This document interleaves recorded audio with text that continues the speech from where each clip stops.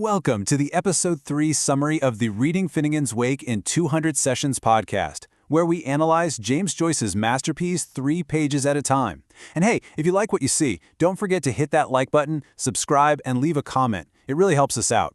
So let's talk about difficult books. You've got your tough reads, and then, in a league of its own, you have Finnegans Wake. It's like the Mount Everest of literature, written in this bizarre dream language that most people, just admire from a safe distance. But what if I told you there's a key? Now, we're not going to try to conquer the whole mountain today. No way. Instead, we're zooming in, way in, on just 3 pages, right near the start. It's a section called the Museyroom. And honestly, it's a complete whirlwind of history, myth, and family drama. It's Joyce throwing you right into the deep end. But here is the amazing part. What if Joyce himself left us a guide, a secret map to get through the chaos? Well, the incredible thing is, he did. Hidden away in his original drafts, he literally drew a diagram for this scene. And folks, this one little drawing changes everything. It's the key that finally unlocks the door. So yeah, Joyce's secret battle plan isn't just a clever title for this section, it's real. He laid out the whole scene like a general planning a military campaign. This forgotten diagram shows us that there's absolutely a method to all this madness. So, let's set the scene. Imagine you're in this surreal waxwork museum that's also kind of the Battle of Waterloo. Our tour guide is an old woman named Kate, and she keeps pointing at all the wax figures saying, "This is," and "this is," over and over. In fact, she says it 57 times. 57! But here's the first huge twist. We're not actually watching the Battle of Waterloo. Not really. That's just a mask. What we're really seeing is a family argument. All this grand European history is just a backdrop for a story about a dad, a mom, their 2 sons, and their daughter. It's the core drama of the whole book, just playing dress-up. Okay, so to understand what's going on in this battle, you gotta know who the soldiers are, right? Every single wax figure in this museum is a stand-in, an avatar for one of the main characters from Finnegans Wake. And lucky for us, Joyce's secret map gives us the full cast list. First, a real quick explainer. To make his map, Joyce used these little symbols he called sigla. Just think of it as his own private alphabet. Each symbol is just a shorthand for a character. Once you get these, you're halfway to cracking the code. And here it is. This is basically our Rosetta Stone for the whole scene. It translates all the chaos for us. So you can see the father figure, HCE, becomes the general, Wellington. Get it? The mother, ALP, is the landscape itself. The 2 rival sons are the Lepoliums, a great little pun on Napoleon, and the daughter becomes the scheming Ginnies. Everybody is in disguise here. So now that we know who's who, we can actually follow the battle plan. The diagram doesn't just tell us who the players are, it charts their exact movements. So let's trace the action, step by step, right through the narrative. The whole thing plays out in 4 pretty clear stages. First, you get the setup on the battlefield. Then, the action kicks off with a forged letter. That leads to a big confrontation, and it all ends with a truly bizarre and kind of hilarious insult. Joyce's diagram maps out this whole sequence. Right, so the battle kicks off not with a cannon, but with some good old-fashioned espionage.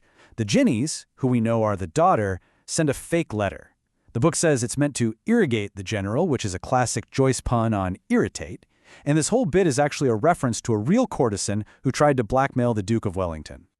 And this is where the map just gets so cool. The text describes the messenger Belcham making this long journey in his 12-mile caoutchoucs, his rubber boots. And then you look at Joyce's actual drawing and you see it. He drew a dotted line showing Belcham's long, circular path across the entire battlefield. The drawing and the text match up perfectly. So, how does Wellington, our general, react to being blackmailed? In the book, his reply is this garbled, French-sounding pun. But once you know the history, you realize it's Joyce's version of the real Duke of Wellington's famous comeback to a blackmailer. Publish and be damned. He's basically telling them to bring it on.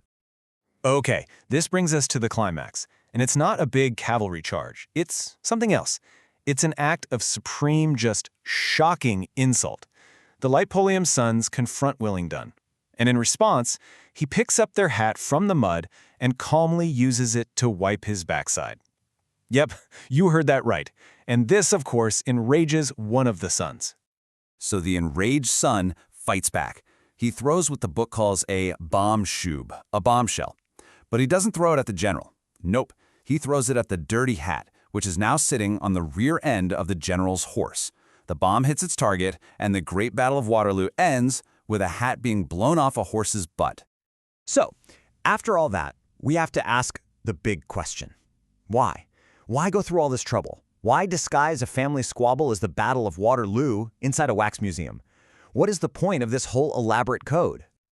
Well, it's because this one little scene is a miniature version of the entire book. Joyce is showing us his biggest idea, that all of history just repeats itself. Every major war is just a family argument on a bigger stage, and the most epic moments in history are basically the same as the most mundane, private moments of our lives.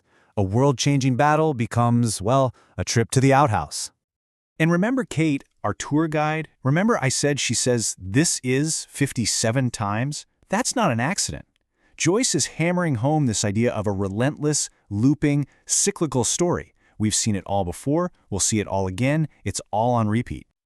And that leaves us with some really deep questions to chew on. You know, if a legendary victory, led by a national hero, gets boiled down to a crude private joke, what is Joyce trying to tell us about heroes, about history, about dignity? What happens to all those grand stories we tell ourselves? And maybe the biggest question is this one.